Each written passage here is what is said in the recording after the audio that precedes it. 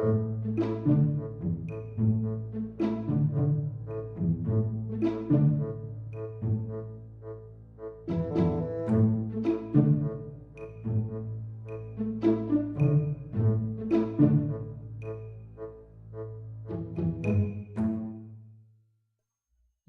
what is up guys, Sack135 here, back with another YouTube video. Now today, we will be building the Orion, or the SLS, with an Orion space capsule, and flying it to the moon and back, or the Mun, whatever you want to call it. Some things about the Orion, or the SLS, it is NASA's response to the Falcon Heavy for a launch system, a reusable, no, just a launch system to the Mun, and or in real life it's to the moon and back, or even to Mars.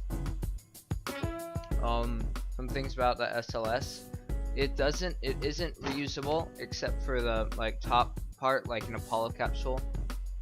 So it also costs $1 billion to launch, and the Falcon Heavy costs about $90 million to launch. But the SLS does have a bigger payload. But I don't know if NASA would want to spend more money on stuff that you can just have, or just spend like almost 10 times as much money for a little more payload space. But NASA's, or people, are just gonna do what they're gonna do. And so right now, a fairly basic launch, just a gravity burn. The ship itself, as we're going to the Orion space module, the ship itself was built on a Mammoth and 2 solid rocket kickbacks, I believe. Yeah, kickbacks. And then this Orion has a Poodle, and if you look at an Orion space module, this is what it should look like, I think, because I tried to make the little service module part of the spacecraft as a Science Junior, because if you look at an actual Orion, it adapts in and then comes up and then adapts out a little. And so now we're burning to the Mun. Fairly basic. You just drag out prograde and slide it around until you get an encounter, and then a little mid-course correction, and now we are close to the Mun. And so some more stuff about the SLS. It's supposed to or the Orion, it's supposed to have at least 2 to 6 astronauts, and it's supposed to be able to fly them to the moon and to Mars and back. And so now we're coming down on the Mun, and what I just did there is I made a little maneuver mode to see how long it would take for me to decelerate completely, and then I'm gonna use that to see how long it's gonna take for me. And also Kerbal Engineer Redux, which is the readouts, and they're gonna tell me how long it's gonna take, or how long I have until I impact the bottom. So I'm gonna estimate about what time I'm gonna hit the or the ground, and how long it's gonna take. And I'm going to try to estimate how long it's gonna take for me to slow down. So here I slow down all the way, and we're coming down, and burn. Okay, stop, and burn, and we're gonna accelerate. No, why are we going to the side? Accelerate. Turn. Okay, wrong way. No, turn. Okay, now turn back. No, don't fall over. And mission failed. We'll get them next time.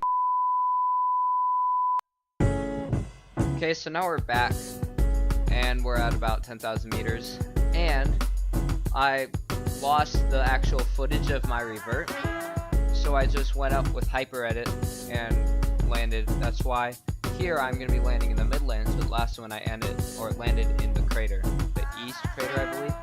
So this is just a basic suicide burn, successful. Now we have our 3 Kerbals, Jebediah, Bob and Bill. No, Bill and Bob on EVA.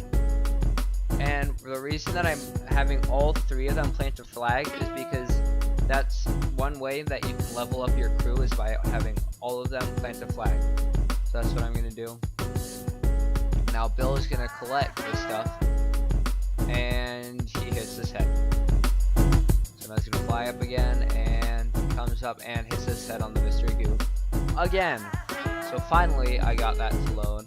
I got him to climb up, and now he's just taking all of this stuff. And then I skipped ahead to where all of them are in the module, and a takeoff, simple takeoff. I come up, then I just go all the way to the right until I get an ample or apoapsis. And now I'm just burning prograde, and I'm going to just get myself with a return to Kerbal encounter. It's pretty standard. If you want to learn how to get to the Mun, I wouldn't suggest watching my videos, because I just do a lot of simulations and stuff like that, and recreations, and just some random play arounds and stuff. If you want some tutorials, I would suggest Scott Manley. He's a really good guy for doing that.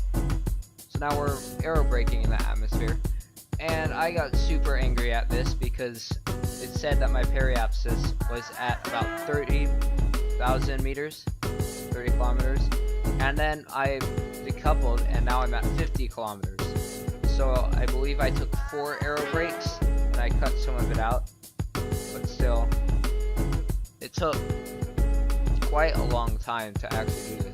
And this wasn't even my first time doing it. This was my second time going to the Mun and back with the SLS, because the first time all of my footage got corrupted and deleted, and that's the same reason why I had to go into HyperEdit. Well, it didn't get corrupted, but I was dumb, and I'm using OBS, and when I tried to revert, I pressed F9, which was the keybind to stop the recording. So finally, we're about to go back, we're entering, and what I thought was cool, is I don't know what mod did this, but one of the mods, it shows a target where you're going to land. So I just send the ablative shield.